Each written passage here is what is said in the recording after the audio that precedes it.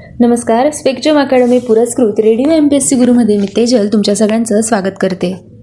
एका सृजनशील विचारापासून आजच्या दिवसाची सुरुवात करूया. प्रत्येक व्यक्ती स्वतःबाबत वकिलाची भूमिका व इतरांबाबत न्यायाधीशाची भूमिका ठेवते. याचमुळे खरी कलहाला सुरुवात होत असते. 29 नोव्हेंबर 2000 रोजी शास्त्रीय गायक गुलाम मुस्तफा खां आणि घटमवादक TH विक्कू विनायक राम यांना उस्ताद हफीज अली खां स्मृती पुरस्कार जाहीर झाला होता. आजच्याच दिवशी 2000 साली दक्षिण आफ्रिकेचे माजी अध्यक्ष डॉ. नेल्सन मंडेला बांगलादेशच्या ग्रामीण बँकेस गांधी शांतता पुरस्कार जाहीर झाला होता. 29 नोव्हेंबर 1996 रोजी नोबेल पारितोषिक विजेत्या समाजसेविका मदर तेरेसा यांना त्यांची मायभूमी अल्बानियाचा सर्वोच्च नागरी पुरस्कार गोल्डन ऑनर हा जाहीर झाला होता. 29 नोव्हेंबर 1963 रोजी अमेरिकेचे राष्ट्राध्यक्ष लिंडन B. जॉन्सन यांनी जॉन F. केनेडी यांच्या हत्येची चौकशी करण्यासाठी वॉरन समिती नेमली होती. 29 नोव्हेंबर 1945 रोजी युगास्लाविया प्रजासत्ताक बनले होते. 29 नोव्हेंबर 1977 रोजी पाकिस्तानी क्रिकेटपटू युनिस खान यांचा जन्म झाला होता. 29 नोव्हेंबर 1932 रोजी फ्रान्सचे 32वे राष्ट्रपती जॅक्स शिराक यांचा जन्म झाला. 29 नोव्हेंबर 1926 रोजी लेखक, पत्रकार व कामगार संघटनेचे कार्यकर्ते प्रभाकर नारायण उर्फ भाऊ पाध्ये यांचा जन्म झाला.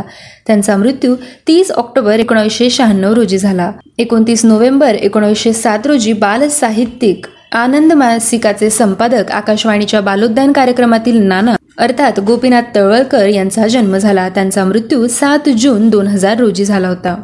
29 नोव्हेंबर 1869 साली समाजसेवक अमृतलाल विठ्ठलदास ठक्कर उर्फ ठक्कर बाप्पा यांचा जन्म झाला. त्यांचा मृत्यू 20 जानेवारी 1951 रोजी झाला होता.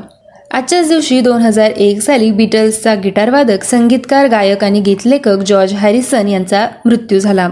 त्यांचा जन्म 25 फेब्रुवारी 1943 रोजी झाला होता. 29 नोव्हेंबर 1993 रोजी भारतरत्न, उद्योगपती व वैमानिक, भारतीय नागरी विमान वाहतुकीचे जनक JRD टाटा यांचा मृत्यू झाला.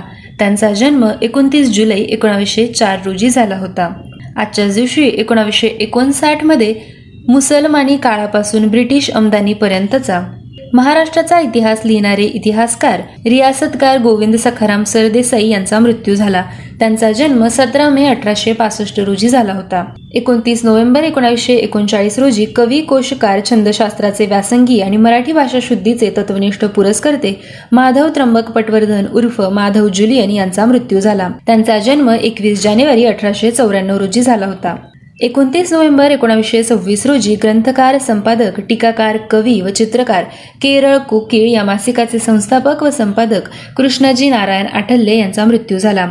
त्यांचा जन्म 1852 साली टिंभू, सातारा येथे झाला होता. विद्यार्थी मित्रमैत्रिणींनो, हे होते 29 नोव्हेंबरचे विशेष.